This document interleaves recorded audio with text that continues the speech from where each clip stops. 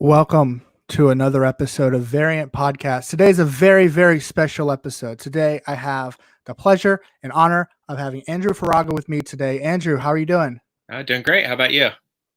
Doing great. Thanks so much for taking your time to come out and chat with us for Batman because that's Mhm. just the coolest thing. And I'm glad that you were able to do this. Yeah. Thanks for having me. It's one of those things I do. I'm ready to talk Batman anytime, any place, and here I am. Let's do it. Awesome. So, before we even start, just when were you introduced to Batman and like comics in general? Yeah, it's Adam West and Super Friends. So I'm an '80s kid, early '80s. We had both of those in syndication. Yeah. I watched. I was fortunate enough to be able to watch Super Friends on Saturday mornings, but I think by that time they were on 5 days in the afternoons. I was able to watch Mhm. Super Friends every day, and I absolutely loved the Adam West TV show, which was in syndication then. And like a lot of kids, adults approached it like a comedy. Kids took it really seriously. I Yeah. was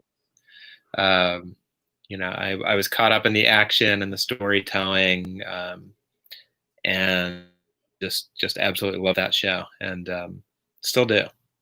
Right. And so but how did you did like you said you were into the Adam West Batman, but how did that from like translate from Adam West to now Batman in general? Because it's a little different. It's the same but a little different. Like, what kind of drew you to the character himself? Yeah, getting into the comics, that was Batmania. That was the 1989 movie. The build up to it Yeah. was, I was a diehard Marvel zombie at the time, and GI Joe and Transformers led me into the Marvel universe, Right. and um, I wasn't all that interested in DC Comics, and the trailers for that Batman movie started dropping, and I said I better check these out. And I'd heard about books like The Dark Knight Returns and Year One Yeah. and Killing Joke and Death in the Family. I thought I better I gotta get into this. Right. And um, actually, it was around the time of the Death in the Family storyline, late 1988, Uh-huh. that I was starting to pay attention to DC Comics. And then as we geared up with really one of the best, one of the all-time great movie ad campaigns building up to that summer of '89 when the movie came out. Hmm. Um, like everybody else, I went out, I bought the Batman T-shirt, I Yeah. um, read every magazine article, I watched every second of news coverage. I looked through the newspapers, every bit of information I could find on the Batman movie, Hmm. and that totally hooked me on the comics. Wow, that's awesome. Because I believe it or not, I wasn't around in '89, so I was never part of that hype. But I watched a bunch of the film about like documentaries like Batman and Bill and things like that, and you see, I saw those people so excited for it. It kind of reminded me of when, personally to me, it was when Batman Forever came out. And so, like, Mhm. with the same kind of hype, it was great. I mean, I'm from Brazil, so even there, it was like a huge thing for Batman to be out there. So it was great. But you're not just a Batman fan. You're a curator for the Cartoon Art Museum in San Francisco, right? Is that right? That's right. Yeah. So professionally, I've been working with Batman for a while. I've done museum exhibitions, um, focusing on Batman, both in the U.S. and um, actually for festivals. So I did a one for Portugal. Wow. So I've done several Batman exhibitions. You know, to know a lot of writers and artists and people associated with the character and with DC Comics I mean, over the how do you even years. curate an entire Like because obviously as like obviously if you guys haven't heard, Andrew has written a book, The Definitive History of Batman in comics, movies, games. Am I missing part of the title? And beyond, film and And beyond. Yeah, beyond. Can't forget the yeah, and beyond. And like, you know, Batman Beyond. Yeah. in this book, it over 400 pages of just pure Batman. Like, how do you even go about curating this entire encyclopedia that personally could be used as a history as a book to teach a class in a school? You know, I can still remember my editor, Chris Prince, and I'd worked with him a couple of books before. I wrote a book on Teenage Mutant Ninja Turtles and another one on 80s animation with Chris. And he sent me an email. He said, "Hey, call me up. Let's talk about, you know, a couple of potential projects." And he said, "Okay, I think we want to do the ultimate Fraggle Rock history book or Batman." And So you went with you know, I Batman. love Fraggle Rock, but I said, well, you know, I grew up with Batman. Uh, you know, and I said, so Batman, the comic books, Batman, the movies. What do you want to do? And he said, all of it. And you know, I wasn't 100% sure. I said, that sounds like a lot of work. I had to really talk myself into it. And as I was talking myself out of it, I realized, well, I already know some writers, I already know some artists, I already know some animators. And the more I thought about it, the more I realized if anybody's going to do this book, I'm the person to do it. It And has to be someone who's a curator for a comic, a cartoon art museum. That's the guy yeah, that has to do this. and this was a beast. This was when I did Ninja Turtles, I lived and breathed Ninja Turtles for a few months, but Uh-huh. this was, you know, the scope of this book was probably about 5 times bigger as far Wow. as the interviews, as far as the research, as far as the time that I spent writing. You know, I had probably 3 months straight where I didn't go to bed before 2 in the morning. Just Wow. I would go to work, and on lunch hour I would do telephone interviews with people. I'd go home and transcribe them, and I would write until I fell asleep at the keyboard, and I did Wow. that every night for months. So this was a beast. And so that wasn't even like you didn't take time off your actual job to do this. You did this within working at the museum. Yeah, lunch hours, weekends. I think I took one vacation week just to Wow. focus on the book, and even at the end, we had to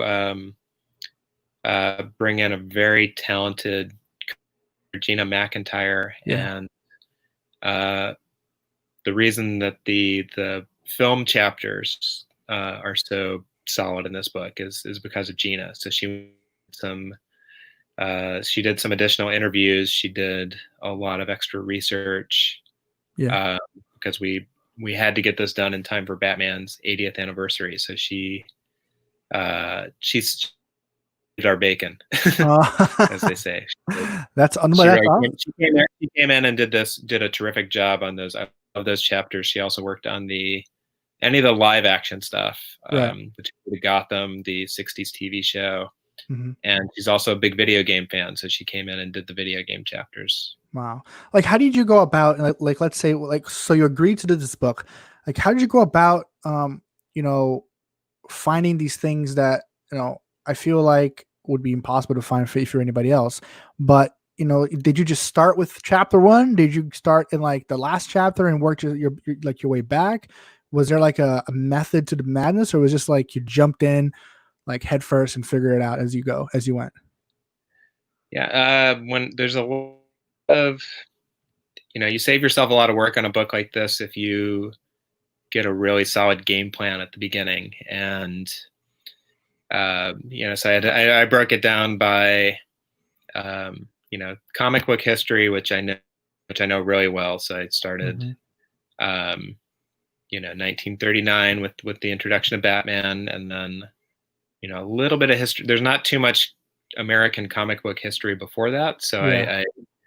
added a little bit of that, and I knew, you know, I have to progress through World War II and then the Golden Age and the Silver Age onto the modern age.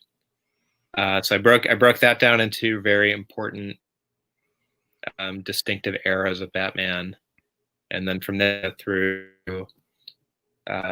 you know, just sort of mapping it out and doing an outline of here's the live action history, here's the animated history, here's Yeah. the merchandising and the video games and the TV shows, and this is, you know, it's such a huge project. But again, doing the research at the beginning so that we didn't get most of the way through the book before realizing, oh, we forgot Batman Forever, we forgot Yeah. Beware the Batman, we forgot Yeah. them. Where did So we knew from the beginning what kind Mhm. of work had to go into this, what we had to cover. But you know, as I was working on with my editor, we realized this is a huge book. Batman has never, he's never gone away. The slowest periods in Batman were some years where it was only the comic books, Yeah. but even then, it's not like the years that it was only the comic books. There were still, um, you know, there's still maybe 40 or 50 books that came out Mhm. that year. Right. So it's such a big subject. Yeah, it was such a big book, over 400 pages, like we talked about. Is it even? Do you even have a favorite chapter, or just the entire book is your favorite chapter? You know, the whole book, the whole book was both, you know, an amazing experience and a nightmare in time because it was so much work. There was so much writing and revising and back and forth and image selection and checking sources and going back. My editor, again, he should have had his name on the cover because he did so much work for this. He made sure, you know, there weren't any, um, you know, there weren't any subpar chapters in the book. If I Right. turned in a chapter and he thought, this is good, but it's not as good as the other chapters, you know, he would tell me, let's go back, let's do, uh, find someone else to interview about the Dark Knight Returns, Mhm. find another Batman Returns interview subject, because we need to make sure this chapter has as much information as the Crisis on Infinite Earths chapter or Mhm. the late '70s Batman chapter. And you know, every part of this book had some really fun, really amazing experience. And you know, I don't even the chapters like the video game chapter that was almost 100% Gina McIntyre's work. Mhm. Even chapters like that, I love and get something out of when I Oh read the yeah. book. Like if you're a fan of Batman, like this book is pretty much everything you ever need to know up until this point in history about Batman. I think one of the coolest parts about the book is like we haven't even touched on it yet is the fact that it's like kind of interactive in a way. It has a bunch of little kind of like pullouts, really. You know, the in the first couple of pages you have kind of the same the original, I believe, the original size of Detective Comics 27, and you have this Batman fan club card in there. Was all that planned from the beginning? Did you always wanted to do that, or was that something that just, came as just came to you? Yeah, that's a specialty of Insight Editions, who published the book. My Ninja Turtles book is about, you know, I think you get about 30% extra, you know, more book than you realize when you buy that hardcover, because we inserts in that one. Yeah.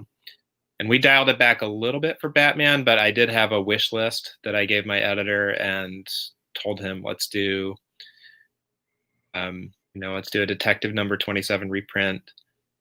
Found out about the '60s Batman fan club card. I said we absolutely have to have that in there. Oh, I love that card. he did.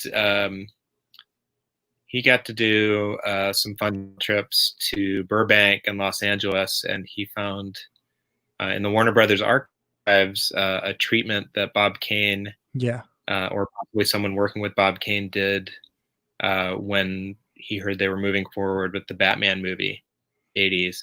Mm-hmm. So he either wrote or supervised a whole treatment for the Batman movie, and he found that. He called me up right away, really excited, and he said, like, it's this whole just let's reprint the whole thing, put it in the back of the book. I suggested putting a Batman mask in there, so there's some fun stuff. Absolutely. To me, my favorite part, and I think that was the one that I tweeted at you when I first started talking to you, is that Batman treatment. I was just flipping through the book, and I was like, "Oh, what's this in the back?" Like, that's weird. And I open it up, and there's this letter written by Bob Kane. Obviously, it's a reprint to Warner Brothers saying, "Hey, this is the Batman Bible, and this is my treatment for this movie that you guys can make." And it's probably the coolest part of the entire book for me. Like seeing that, Bob Kane did actually want to do a more grittier movie than just, the Adam West style ones. It was really cool to see that. That was awesome stuff, man. I don't even know how to explain that to me. To me, I just saw that, I was like, this is sick. Yeah, it's important to keep in mind that, as far as the public was concerned, Adam West was the definitive Batman still at that point. So the show aired in the 60s for 3 years, but it never left television. So it was on in reruns in the 70s and the 80s. And that and Super Friends were what people thought of for Batman. And Michael Uslan, who got the film rights secured in the late 70s, in the wake of the success of the Superman movie, said, let's bring that same sensibility to Gotham City. Let's do a serious, more adult version of Batman. And, that was, he stuck to it. And, it's one of the fun things that we cover in the book is there were so many times that he was tempted to just say, let's do a comedy. Let's do a lighthearted thing. Let's get Bill Murphy, let's get Bill Murray and Eddie Murphy as Batman and Robin, just so we can get a film made. And that would have been, that would have changed cinematic history right there. I don't know if we have, if we still have Batman as a film character today, if we have all these successful superhero movies today, if they'd made that decision. And I think, and I can't remember, I can't recall because the book is, again, it's massive, but I think you touched on that in the book, how the Batman film by Tim Burton is what laid the foundation for all these movies that we have today. Let it be Marvel, let it be DC. If it wasn't for that, like I said, they wouldn't be coming to fruition. Yeah, the Superman movie, the original one in 1970, was a blockbuster. The first sequel was very well received, but when the fourth one came out in 1987, it had really run out of steam. Yeah, they cut the budgets. They were, nobody was particularly happy with that movie.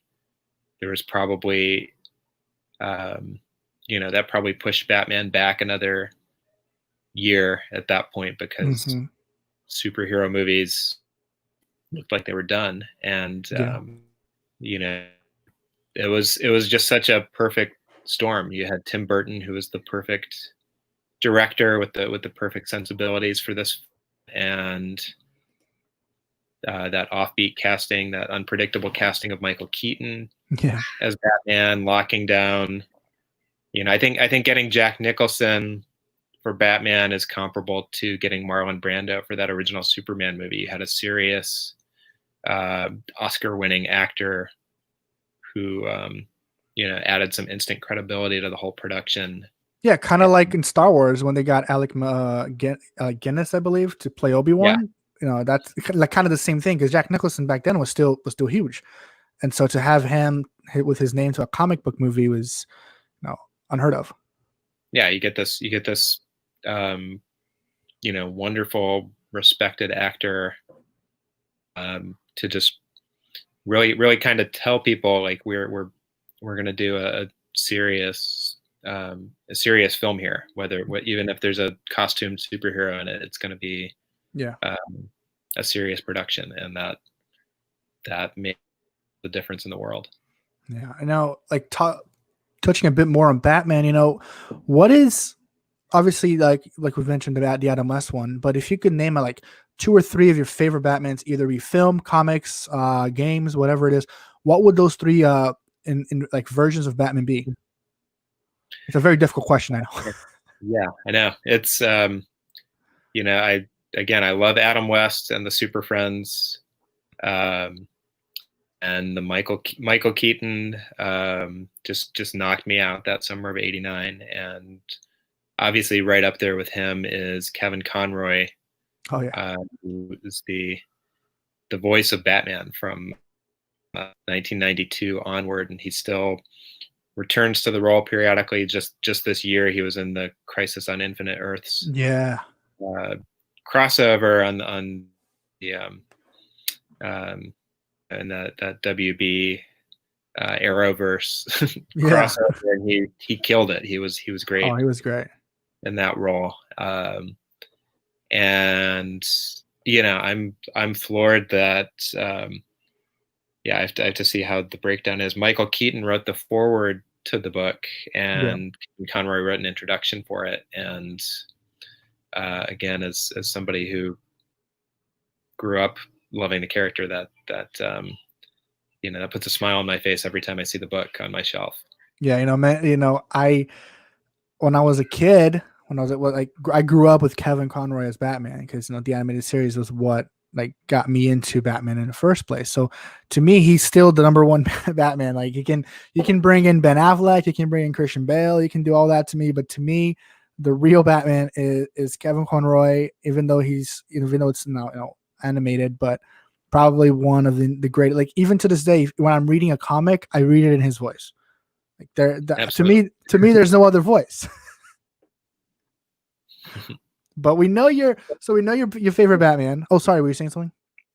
Or not? Go right ahead. So you're saying like you're giving me your favorite Batman. So now, what are some of your favorite rogues gallery? I've Catwoman is terrific. There have obviously been some all-time great Joker stories. But for me, the Riddler has always been a personal favorite, and I think that's because mostly because of Frank Gorshin's portrayal of him on the '60s Batman show.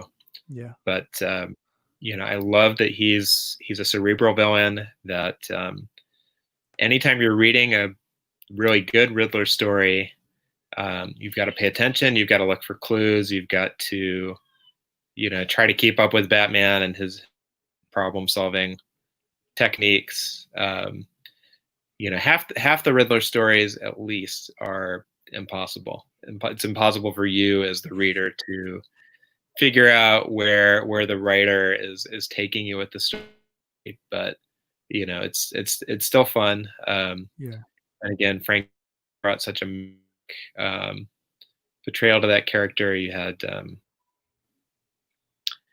it's just he's fun. He's also got a traditional supervillain outfit, but he's also got a very classy, very very sharp outfit. He wears a suit and tie that are Riddler themed, and yeah. that's just something. There's something about that approach to villainy that to me. If I were gonna be a criminal in Gotham City, I would definitely go that route instead of the Joker's Yeah, craziness, or this bird theme. I would be Riddler all the way. yeah. Some people say that he's like not even like one of the main like villains. They kind of go out in the route and say he's like a B list or a C list villain. But the way you're mentioning him, like how would you not argue, but convince someone to say, hey, listen, no, the Riddler is just as dangerous, if not more, than a Joker or a Penguin kind of guy. Yeah, I covered this in the book, but it's interesting. The Riddler was in the right place at the. He only had a couple of appearances in the golden age of comics, and he came back for just kind of what was going to be a one-off appearance in the 1960s, and it was his first appearance in a long time. Yeah. And that comic book happened to get in the hands of William Dozier, who was developed a Batman TV show in the 60s. Mm-hmm. And they actually adapted that story for television as the first two episodes of Batman. And that really elevated him. That put him into the big four alongside Joker, Catwoman, and Penguin. And so you can argue there haven't been as many great Riddler stories as these other characters have had. And it may just be that I like I dig the suit. Yeah. But he's I've always thought he's been a fun character. Oh, So for sure. you can do darker takes on him, but just as kind of a jerk who wants nothing more in this world than to outsmart Batman. Yeah. I can totally get behind that. Oh yeah, for sure. And I think in Hush, it's a really good like kind of like Riddler storyline as well, because you see all that stuff that you're talking about. That's great. We're meant at the show that I do is obviously for comic book fans, but it's also for comic book fans that aren't as into the comics yet as they should be or they want to be, and they're trying to learn a little bit more about it. And so if you were to say, hey, these are some key storylines of Batman that you should they should read to get into the fandom, like sort of say, like what would they be? Well, for me, I would absolutely start with Batman Year One, and that's by Frank Miller and David Mazzucchelli, and that is, that's a stripped down Batman origin story. So it's Batman at the start of his career, and if you enjoyed the Christopher Nolan movies, if you enjoyed Gotham, this goes right alongside those. Even Batman the Animated Series, you could see this this version of Batman leading into that. Yeah, I'd start with that one.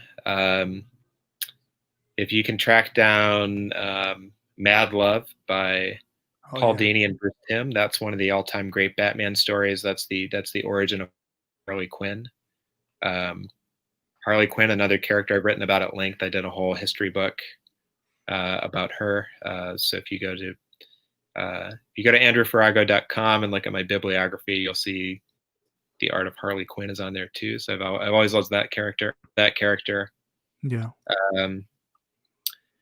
I'd go with I'm a big fan of Jeff Loeb and Tim Sale. So if you want kind of a darker, mysterious, beautifully drawn book, The Long Halloween by Jeff Loeb and Tim Sale, I'd say is on my essential list. And from there are a lot of options. Scott Snyder and Greg Capullo, if you go for what they did with Batman during the New 52 era. Yeah. Look up The Court of Owls. Oh yeah. By those two. That's a good take on that's a good modern Batman. And there are also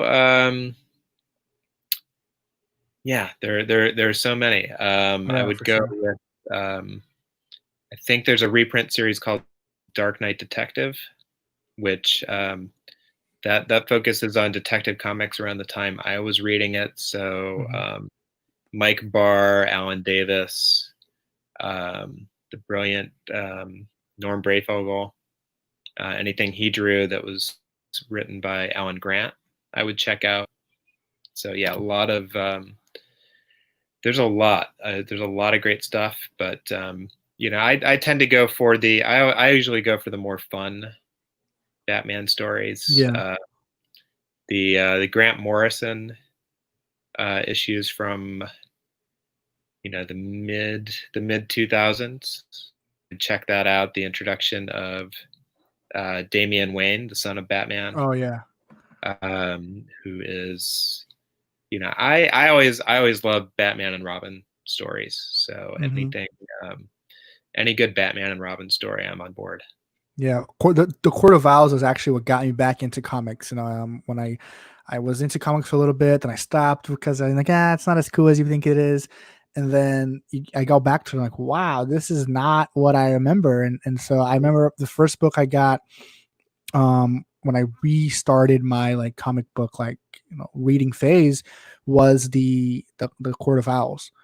And ever since then, that's been probably one of my favorite Batmans. Just the way that he's drawn by Capullo is just awesome, and the way that the story, that story itself is probably one of my favorites, and for sure, that has to be up there in your list of must read if you're getting into or getting back into Batman. But going back to your book a little bit, you have a lot of interviews with some of the all time greats. You got Dennis O'Neil in there, you got Michael Keaton, you got Christopher Nolan, like you said, Grant Morrison. You know, how was it to talk to some of these legends that shaped the way the Dark Knight is today? That was such a blast. That was I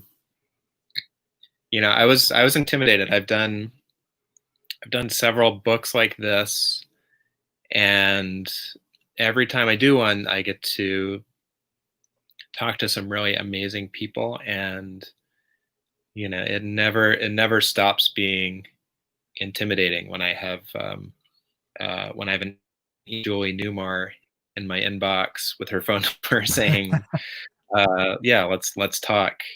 Um, so getting to do that, getting to talk to Kevin Conroy, to Mark Hamill. Um, that one I really couldn't believe it. I gave my editor a wish list at the outset of this project of, Mm-hmm. here's who I'd like to talk to, and I said, I know he's the voice of the Joker, and maybe that's not quite Batman specific enough, but I'm gonna hate myself if I don't at least ask uh, if he can hook me up with Mark Hamill for a phone Yeah. interview. And um, I spent a phone with Luke Skywalker, Yeah. Wow, uh, that's awesome. and he's a big comic book fan.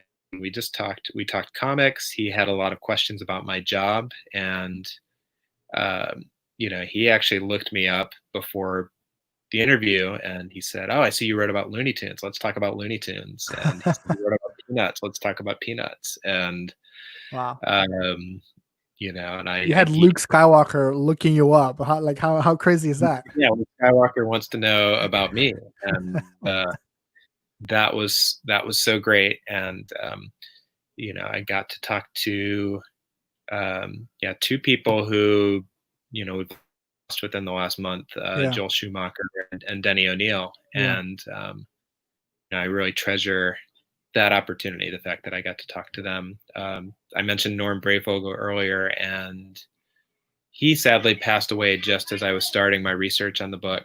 Mm. And I'd really hoped to get him on the phone and talk to him about his work, because his artistry really made me a fan for life, a fan to the point that I wanted to write this book. Yeah. And so it's I'm hoping, I hope this serves as a nice tribute, like a love letter to these people and the work that they did. Yeah, Denny O'Neil obviously wrote some of the all-time great Batman comics. Venom, probably one of my favorite, Contagion, which kind of like feels like it's real life right now, sort of. So it's kind of Yeah. like it's kind of great. Like I remember started when this whole quarantine started. That's the first book I read. Bad idea, but it was great.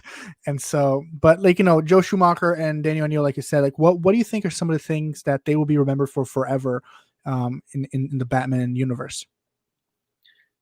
Yeah, Neil, as a writer, he came in the late '60s, and he was, yeah, he's so underrated as someone who, um, one of the people who saved Batman. If he and artists like Neil Adams, if they hadn't taken Batman to his more serious roots, Yeah. uh, then the momentum that the TV show, backing up just a little bit there, that saved the comics from cancellation, Mm.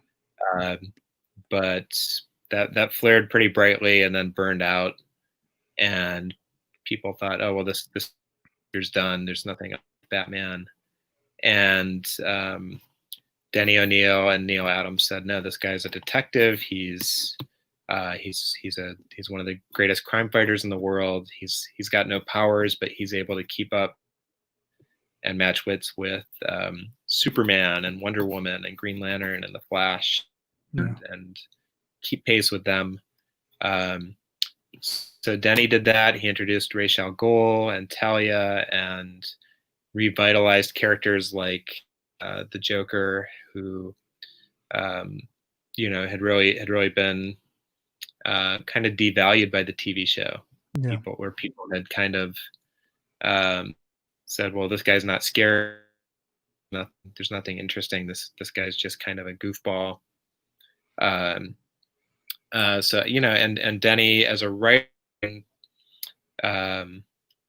he was a writer. He steered the character for almost a decade before going to Marvel Comics for a while.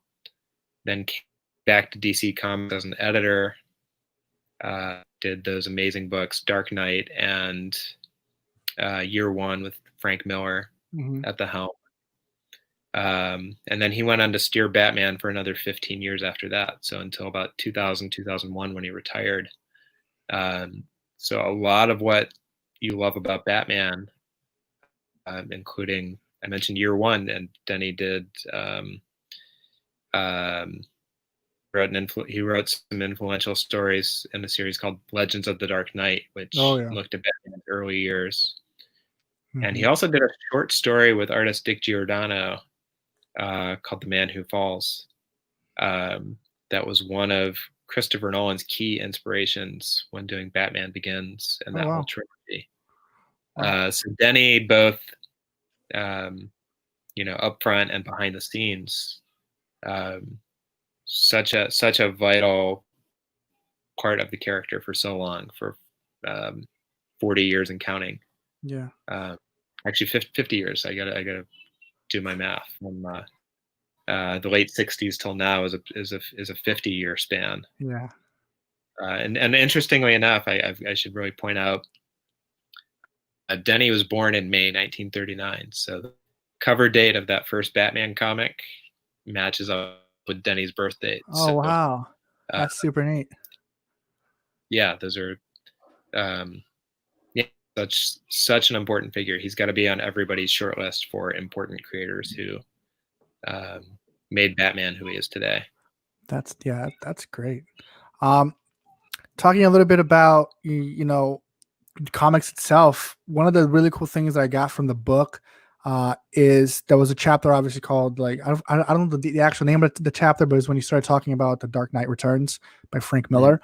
And inside you had a pullout, not really a pullout, but a part of the extra stuff that you guys were giving in the book of his script for The Dark Knight, I think Returns. And it was really cool to see that, because a lot of people don't realize how much work it goes into a comic. They think it's just a couple of drawings, and then you say some things on the bubbles, but it's actually a book that then is turned into a comic book, which was really neat to actually see that process by Frank Miller in those pages.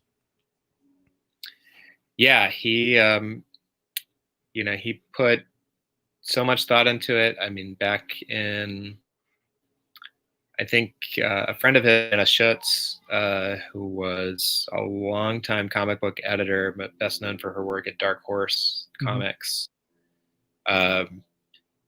She mentioned Frank Miller mentioning this to her in 3. So this has been percolating for a while. and I think Frank was actually, he was about to turn 30, which he thought was impossibly old at the time. So that got him um, thinking about aging and mortality. And he said, how about an impossibly old Batman who is, 50 or 60 years old, and he's past his physical peak, but, he's tired, but Gotham needs him. And he put a lot of thought into this. DC Comics, they were struggling. They were pretty far behind Yeah. Marvel Comics in terms of sales in the mid '80s, which is why they kind of rebooted everything with Crisis on Infinite Earths, Mm-hmm. and it's kind of like a last ditch desperate gamble, because they were apart from Teen Titans, which was a blockbuster hit for them. They had some critical successes, but their books were really lagging Yeah. Marvel in sales, and it was a risk. It was like, can we really do an adult Batman comic? Can we do something that's for grown-ups, that's for mature readers? Mm-hmm. Do we want to, do we want to take this chance? Do we want to reestablish Batman as a very serious character? Yeah. And Frank Miller had turned Daredevil around for Marvel Comics. That was a character who was lagging in sales, was near cancellation. They turned it over to Frank and said, go nuts. And he turned that character around. Yeah, for sure. Let's bring that same energy to Batman, and lucky for us, he did. Lucky for us, Frank kind of brought back the Batman we know. Yeah. Yeah, the Batman that we know today is a lot thanks to Frank because of everything that you just mentioned. But it's funny that you mentioned that Frank thought that he was getting old and that let's do a 50 or 60-year-old Batman. Michael Keaton wrote the foreword, I believe, to your book, and now he's in talks of returning as Batman for the Flash film in a couple of years. What do you think of that? Because you just mentioned to me earlier on the show that Batman, the Tim Burton film, was what got you into comics and things like that. So what does it even look like having Michael Keaton be able to come back as a Dark Knight? Yeah, that floored me because when we were wrapping up the book and we were talking about introduction, my editor said,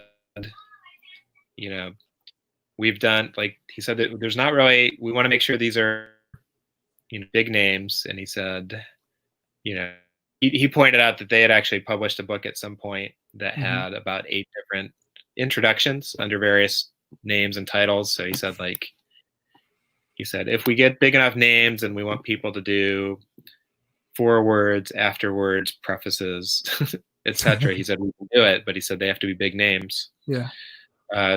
So let's ask Denny O'Neil, because, as I said, he was synonymous with Batman for 50 years. Yeah. It's a part of Batman's history. Was there. He was part of it. I suggested Kevin Conroy because that covers the animation aspect of it. Mm-hmm. And as far as the movies went, I said, Tim Burton will say no. Christopher Nolan will say no. Just not counting on. And it didn't even occur to me that we should ask Michael Keaton, but I said, let's try. Let's reach out. My editor reached out, and he gave me he sent me an excited email. Yeah, like he said, guess what? Michael Keaton said yes. He's writing it.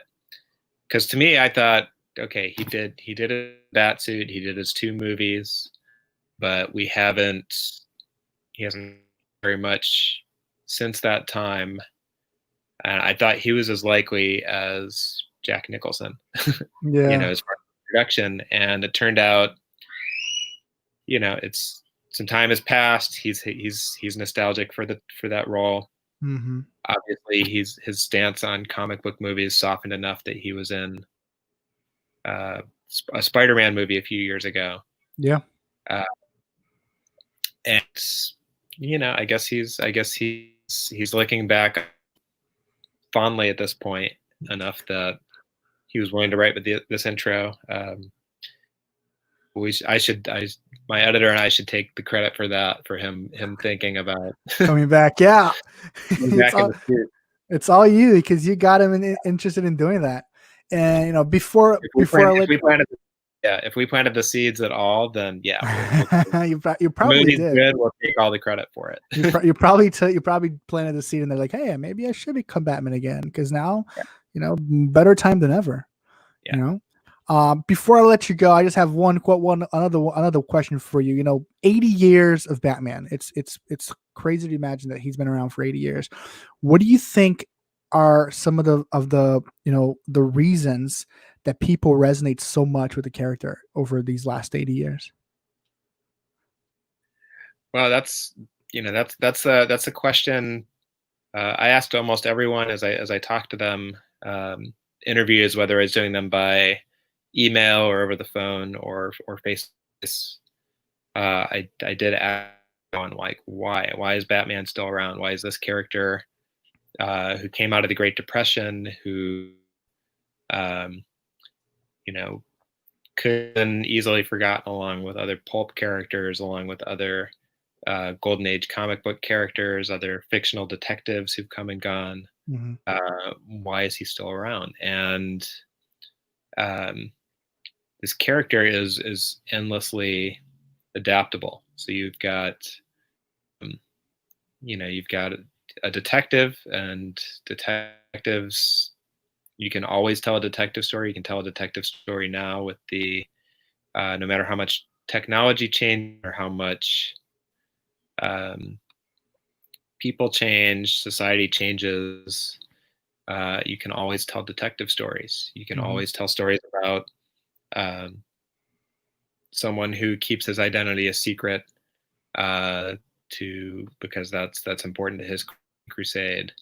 The costume with minor changes can be adapted to any era, any media, any style. A crime fighter who has gadgets, a crime fighter who trains himself to be better, faster, smarter than everyone, and who, despite all his gadgets, despite all his technology, it's just being smarter, pushing himself that much more than everybody else. That's adaptable. I'm looking over at the cover and thinking, with very minor adjustments, decade by decade, you keep that course. So the character that we see in Scott Snyder and Greg Capullo's comic, the character we've seen in Tom King's and Inion's comics, the character we saw that Denny O'Neil wrote, and I think and people said even the version that we see in that lighthearted 60s Batman TV show, the same origin. Criminals. A criminal killed his parents, and he has dedicated himself to making sure no one has to go through that themselves. Right. And that's so even the most lighthearted, the Batman we see in The Brave and the Bold, and even in Super Friends, has that same origin story, and it's driven him to be the world's greatest crime fighter. Yeah, for sure. And I think that's 20 years from now, 50 years from now, you can still tell stories about that same character, that same concept. Yeah. Guys, again, we're with Andrew Farago, the writer, the author of Batman, The Definitive History of the Dark Knight in comics, movies. It's a long title again. It's a long title. Comic, movies, games, and beyond. There you go. His book is out everywhere. I believe the books are sold on Amazon. I'm sure they can find it at your website as well, right? AndrewFarago.com. and things like that. But Andrew, thank you so much for taking some time out of your Friday night to chat with us about Batman and just the process of writing this amazing, amazing book that you've created. Thank you for actually writing this book. It was something that when I was younger, I would joke about, like, yeah, you know what? I can write a Batman book. I know so much. I'm going to write one day. And then you beat me to it, but that's okay because it's so good. Glad to hear it. But thanks again, Andrew, for coming on the show. And guys, thanks again for tuning in to Variant Podcast. And we'll be back next week with another episode. But again, Andrew, thank you so much for joining us this week. All right. Thanks for having me. And good night.